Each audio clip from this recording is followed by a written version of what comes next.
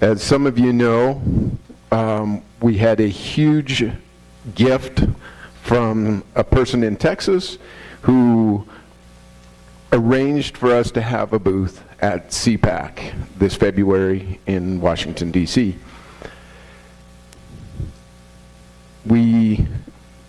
I went with the impression that we were going into Republican territory and we're going to get a lot of negative feedback. Turns out there was a very large percentage, over 50% of the people were under 24 years old, 25 years old. And so these people were extremely, extremely open to our message. And a lot of them had actually heard about us already.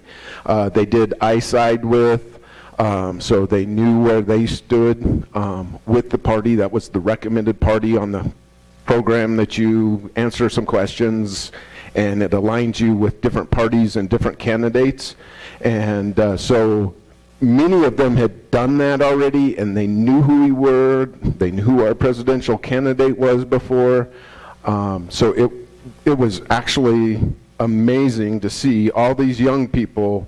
I mean, literally we had them double stacked at times, standing in front of our booth trying to get information and listen to our message.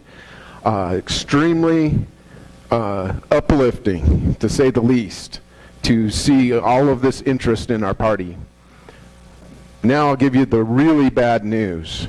There was a third-party vendor that provided name badges, and we had an application on our phones that we could scan their name badges, get all their contact information, and so we took advantage of that.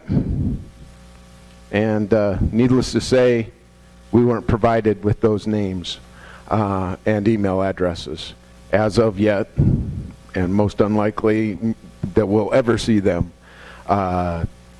We probably, between all of the donation for the booth, for all the costs of all the volunteers to go out there, and all the expenses of everything, you know, probably spent, actually, Dustin was in charge of the thing. Did you ever get a final count on the total dollars we spent? Yeah, well, probably closer to the 15 for sure. $15,000 was spent, and we did, you know, get a few names because people, you know, actually gave us their cards.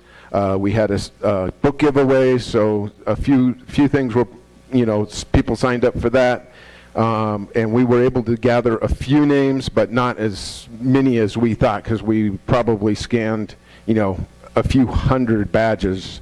And weren't able to get that information. Any questions? Yes? Why was the information not given to you? It was basically a technical glitch that they weren't able to segregate what booth they had visited or something like that, is what we heard. Sandy Schmidt, Missouri. I just had a question about what kind of results have you seen as far as new members, or is it too soon to tell, or?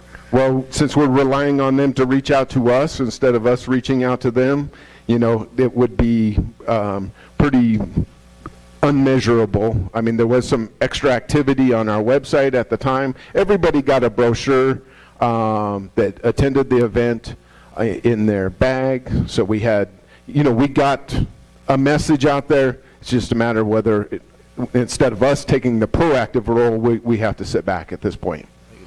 Yes, Gary. Gary Welch from Utah. I saw 2 articles written about us on the CPAC issue. Were there any other media events that happened, or media people that talked to you that actually got out to kind of get that attention? Because that was the main goal of what we were trying to achieve.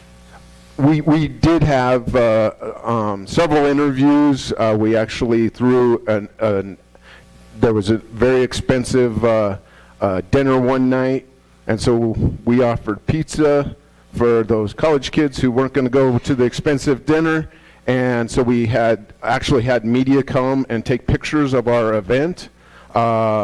We had several interviews, and not all of them have we seen any results from, but there were a couple of really good ones. 2 people from our booth were on one of the lengthy videos that was done generally about CPAC, but one of them was wearing the Constitution Party t-shirt while he was being interviewed, or sweatshirt, and the other was, anybody who was there knew that a George Washington look-alike worked our booth and passed out constitutions all over the whole place with our name on them.